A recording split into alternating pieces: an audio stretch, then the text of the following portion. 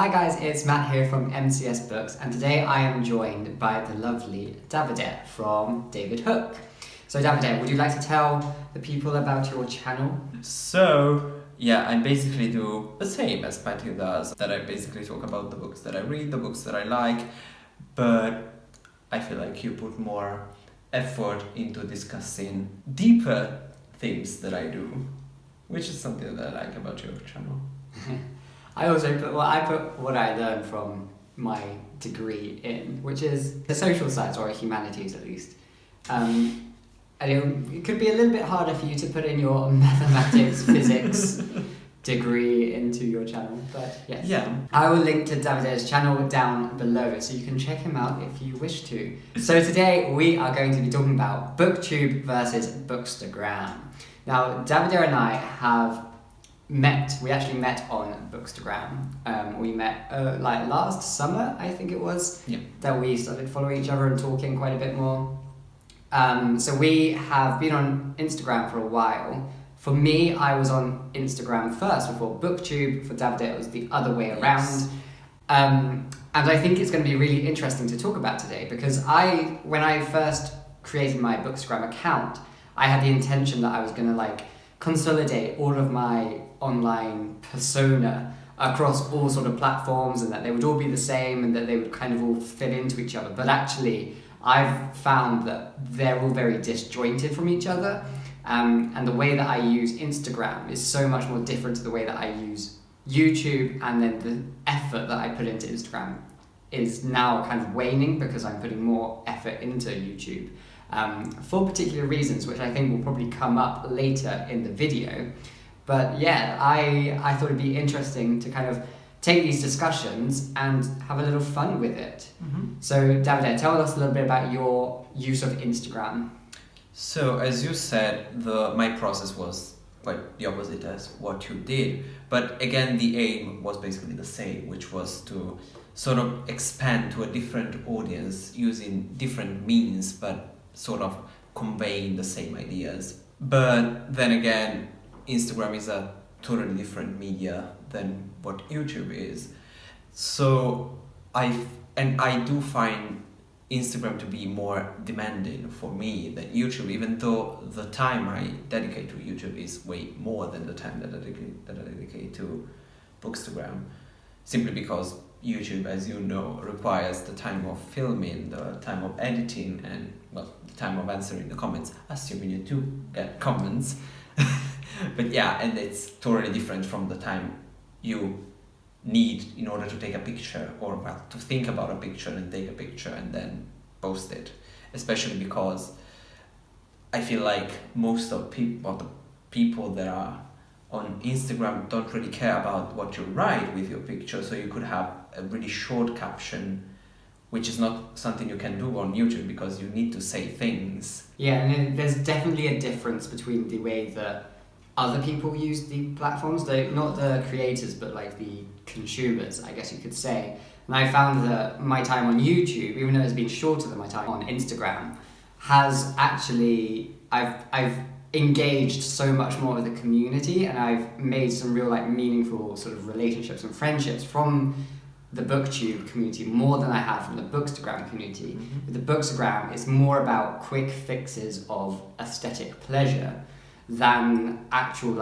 engagement and people trying to read and learn new things, whereas the sort of ideas that I have work so much better on YouTube because I'm able to speak about them. People then actually seem to appreciate it and comment and take it further, whereas on Instagram people probably are less likely to read the comment or the caption in which I explain what I'm thinking. So yes, today I thought it would be a fun sort of experiment or challenge, I don't know what it is, but we're gonna see the difference between the way the creator makes photos for Instagram and the way that the consumer or the viewer uses Instagram. So what's the typical Bookstagram picture in your opinion? I feel like most of the times you either have a very plain picture that must have sort of a light background to it. I find lighter pictures have more likes than darker pictures,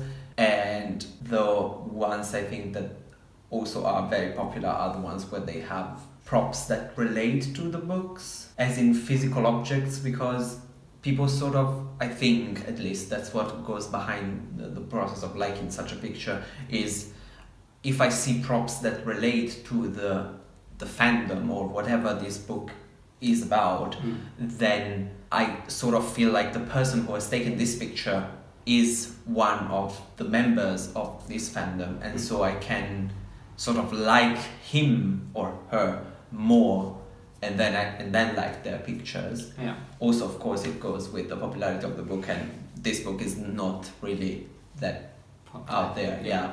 But do you also think with the props? Yeah. Because I don't interpret it that the props match the picture. The props match the person's aesthetic.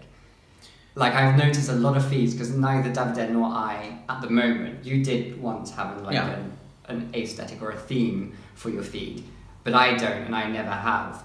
But a lot of the most popular Bookstagrammers do have like an aesthetic or overall theme for their feed. Yeah. And then oftentimes they have the props that match the feed, but not actually the books, which I find strange. No, yeah, I do get it, but that, you know, with Funko Pops and such and such, we both hate that, and it's okay. But I mean, in that case, you're matching the book more than the aesthetic. Yeah, although sometimes I see like Harry Potter Funko Pop with, I don't know, something completely random, like Terry Pratchett or something, and I'm like, okay, magic. And what do you think about my not having a theme to my feed? I feel like it's okay, because not having a theme in your feed is sort of a theme. How meta. So meta, I know. I have definitely recently, actually saying this, I haven't had a theme specifically, but I have gone through phases where there was like a phase where I always had myself in the pictures.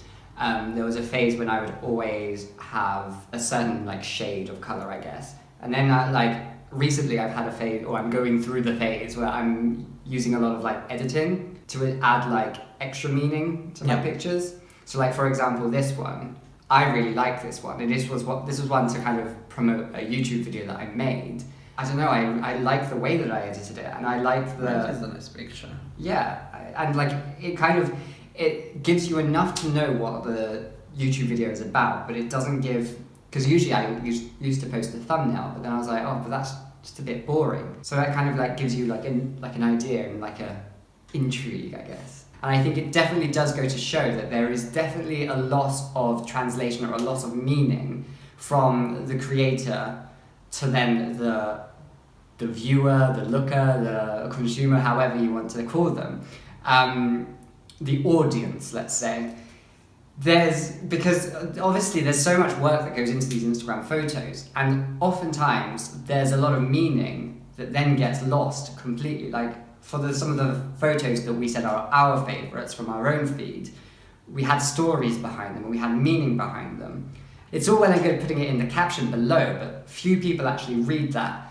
I feel like when you're on Instagram, you're looking for a much different experience. You're kind of, well, usually for me at least, I'm in bed just scrolling through, and then if I see something that's nice, click. There are some people who I do read their captions because I know they're going to say something really interesting, or they're going to promote, not really promote, they're going to talk about and discuss a really interesting book.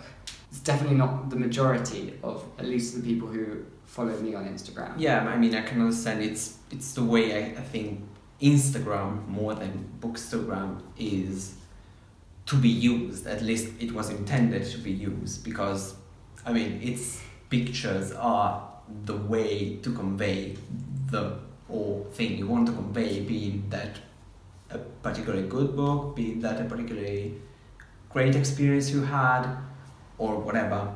Susan Sontag actually talks about how once you take a photo and it kind of goes out there, the photo takes on a complete life of its own, and it's then interpreted very differently to how the artist wanted it to be interpreted.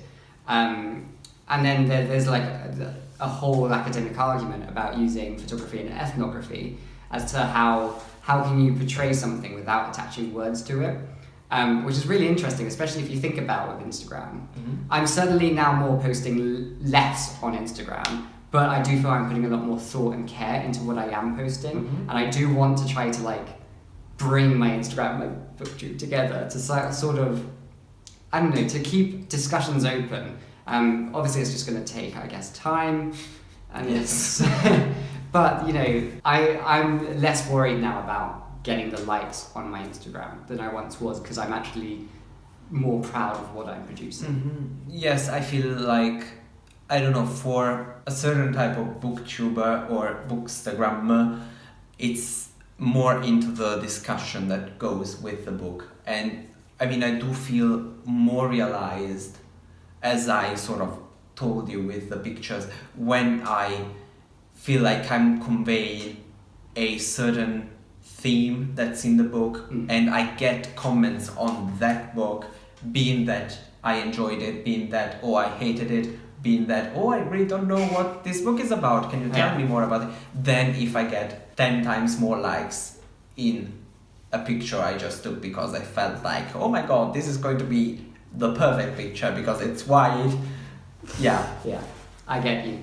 But we're interested about your thoughts. If you have experience on both BookTube and Bookstagram, let us know your experiences, tell us your thoughts, tell us how you use Instagram and how you use YouTube, and let's keep the discussion going. So we'll see you next time for another video, and if you like this one, you can always give it a thumbs up, and you can always subscribe if you haven't already. Bye bye. Bye.